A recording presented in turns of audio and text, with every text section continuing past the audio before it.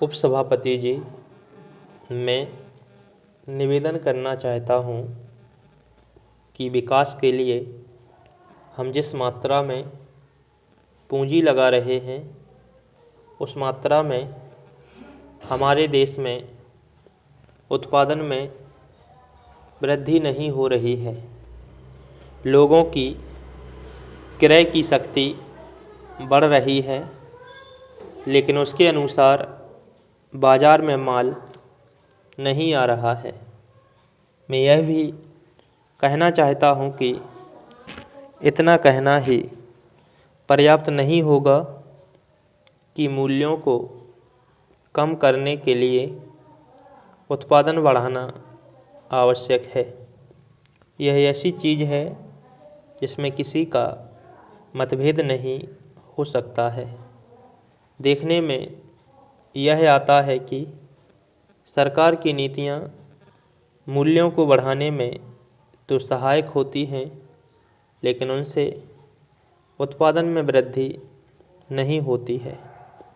मैं चाहता हूँ कि इस बात पर गंभीरता से विचार किया जाए कि माल को इधर उधर ले जाने में जो किराया देना पड़ता है उसके कारण मूल्यों में वृद्धि होती है। मुझे आश्चर्य है कि वित्त मंत्री ने अपने भाषण में यह तो कहा है कि मूल्य वृद्धि से उन्हें चिंता हो रही है, किंतु मूल्य वृद्धि को रोकने के लिए कौन से कदम उठाए जा रहे हैं, इस संबंध में वित्त मंत्री अपने आप में भी स्पष्ट नहीं हैं। मैं उनके इस कथन से सहमत नहीं हूँ कि थोक मूल्यों में करीब 8% की वृद्धि हुई है। साधारण लोगों का जीवन बाजार भाव से चलता है। मुझे आश्चर्य है कि उन्होंने अपने भाषण में एक वाक्य ऐसा कहा है कि जिसका प्रयोग दूसरी जगह भी किया जा सकता है। अपने बजट में वित्त मंत्री ने विदेशी पूंजी को अधिक मात्रा में निमंत्रण देने की बात कही है। आज हमारे देश के आर्थिक विकास की जो स्थिति है उसमें बिना विदेशी पूंजी के हम नहीं चल सकते, लेकिन विदेशी पूंजी बड़ी मात्रा में देश में आए, इसके जो खतरे हैं उनको आँख से ओझल नहीं किया जाना चाहिए।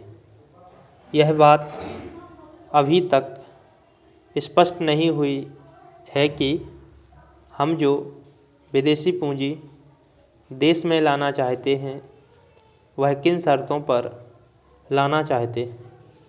उद्योग धंधों में, कल कारखानों में विदेशी पूंजी का हिस्सा बहुत कम है। यह बात वित्त मंत्री ने कही है। ध्यान देने की बात यह है कि विदेशी पूंजी पर हमारे देश में जो मुनाफा हो रहा है वह अन्य देश की तुलना में काफ़ी है, और यदि विदेशी पूंजी मुनाफे के लिए देश में आना चाहती है तो उसे अभी काफ़ी सुविधाएं दी जा रही हैं। मैं आपके माध्यम से सरकार का ध्यान इस बात की ओर भी दिलाना चाहता हूँ कि हमारे देश में धन कुछ ही हाथों में इकट्ठा होता जा रहा है। यह स्थिति ठीक नहीं है। सरकार को गंभीरता के साथ इस समस्या पर विचार करना चाहिए और यह देखना चाहिए कि हमारे देश का धन कुछ ही पूंजीपतियों के हाथों में ना जाने पाए। सरकार ने इस संबंध में कुछ कदम उठाए हैं। पूंजी को कुछ ही हाथों में जाने से रोकने के लिए सरकार को प्रयत्न करना चाहिए। माननीय प्रधानमंत्री जी, अपने व्यस्त समय में कुछ समय हमारे लिए निकाला, इसके लिए हम आभारी हैं। और अब मैं उनसे अनुरोध करूंगा कि इस सम्मेलन में आए हमारे साथियों तथा अधिकारियों का मार्गदर्शन करें। गृह मंत्री जी के स्वागत भाषण के बाद प्रधानमंत्री श्री राजीव गांधी ने दृढ़ और विश्वास भरे शब्दों में सम्मेलन में उपस्थित अधिकारियों को संबोधित किया।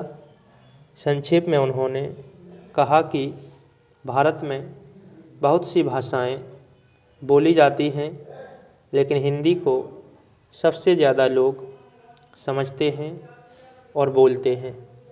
इसलिए हिंदी को हमने राजभाषा बनाने के लिए चुना है। यही नहीं, हिंदी का एक अपना इतिहास भी है और हमारी यह कोशिश रहेगी कि देश में सब लोग हिंदी बोलने और समझने लगें। इस दिशा में काफ़ी काम भी हुआ है, लेकिन जैसा कि अभी गृह मंत्री जी ने कहा है कि जिस गति से और जिस तेज़ी से काम होना चाहिए था, शायद नहीं हो पाया है। कल हमारा एक दूसरा सम्मेलन हुआ था, उसमें भी कई मुद्दे उठाए गए थे। एक मुद्दा जो सामने उभर कर आया वह यह था कि आज भी सरकार का काम उचित भाषा में, हिंदी में नहीं हो पा रहा है, जबकि जो आंकड़े पेश किए गए थे उसके हिसाब से किसी विभाग में 99%, किसी में 98% और किसी में 95% अधिकारी और कर्मचारी को हिंदी का कार्यसाधक ज्ञान था। हमें यह सोचना होगा कि ऐसा क्यों हो रहा है। यदि लोग हिंदी समझते हैं तो हिंदी में काम क्यों नहीं हो पाता? क्या हमारे आंकड़े ठीक हैं? क्या सचमुच 99% लोग हिंदी अच्छी तरह समझते हैं, या यह आंकड़े केवल प्रोत्साहन भत्ता लेने के लिए ही हैं? यदि हिंदी का प्रचार होना है और हिंदी में काम होना है तो हमें अच्छी तरह से हिंदी की जानकारी करनी होगी, खासकर जब कानूनी काम और संसद का काम होता है। हमें यह भी सोचना होगा कि हम किस कारण से इस दिशा में पीछे रह गए हैं, कहाँ पर हमने ध्यान नहीं दिया, और उसे ठीक करने के उपाय भी सोचने होंगे।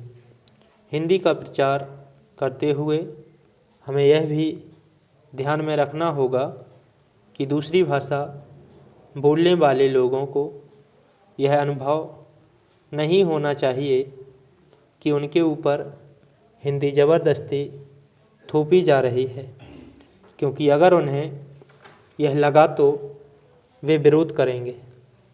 जो काम हम प्यार से और समझा कर सकते हैं वह ज़बरदस्ती करने से नहीं हो पाएगा। इस बात को अच्छी तरह से समझकर ही हमें हिंदी का प्रचार करना है। साथ साथ हमें यह भी देखना है कि भारत जैसे बड़े देश जिसमें इतनी भाषाएं बोली जाती हैं, वहाँ यह भी आवश्यक है कि एक भाषा ऐसी हो जिसे सब लोग समझें और जो पूरे देश को एक सूत्र में बांध सकें। हमने इसके लिए हिंदी को चुना है।